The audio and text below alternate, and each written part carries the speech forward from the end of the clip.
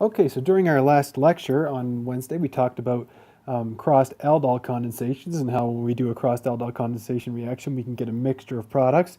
And the same kind of thing can happen with Claisen condensation. So if we do a crossed Claisen condensation where we have two different esters reacting with each other, we can get a whole mixture of products. So there's things that chemists do to alleviate these kinds of problems when they're doing Claisen condensation. So I have shown here the classic two moles of ethyl acetate reacting together.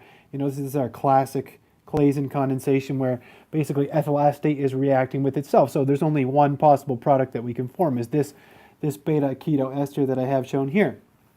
So in order to avoid mixtures of products when we do crossed Claisen condensations, there are two possible ways that we can do this. And if these criteria are met, these two different criteria, if we meet these criteria, then these are ways that we can eliminate the amounts of products that we get and be able to control our chemistry a little bit better. So the first way is if one of the ester has no alpha protons and cannot form an enolate. So if you take a look here, we have two esters. We have this ester here and we have this ester over here. Well, you can see that the first ester has no alpha protons and the second ester does have 3 alpha protons. So only the first ester can be deprotonated. We can't deprotonate this ester over here. The ester on the left cannot be deprotonated. So that will limit the amount of products that we can form. In this reaction, the aryl ester lacks alpha protons. There is no alpha proton over here. There's no alpha, there is no alpha proton to react. And since there's no alpha proton, it can't form an enolate.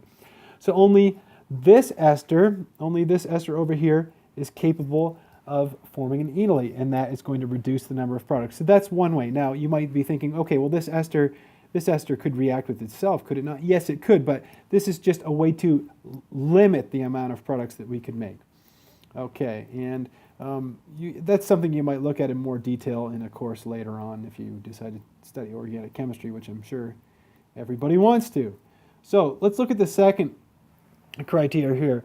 For a directed Claisen condensation, it can be performed if we use LDA as a base, which irreversibly forms an enolate ester. So this is a very strong base. So this isn't like using hydroxide or sodium methoxide. This is a strong base, and this reaction is irreversible. It is not in equilibrium. It goes directly to here. And then once you have your enolate formed, you can add, what you do is you add the ester to the enolate. So I was just thinking about this. What you're actually doing is you will actually form, and I'll just draw this out. Let me just move this up here so we have a little more room. So what you actually do, I've done this many times, is what you actually do is you'll have your enolate. So you'll have your enolate. Let me just draw this out. So you have your enolate in a flask. Okay, so we'll draw it with the negative charge on the carbon. And what you're actually doing is you'll actually take this and you will put it as a solution in some kind of solvent like THF or diethyl ether or something like that. And what you'll actually do is you'll add it into the mixture slowly. And as you add it into the mixture, it will react. And therefore, it will limit the number of products you can make because the enolate will react with the ester that you're adding. And that way you can do a crossed Claisen condensation and the reaction will be controlled to give you this product where you have the butyl group from here, the propyl group will be this propyl group over here, and then your OR group, the OR group is the one that's left over from your enolate.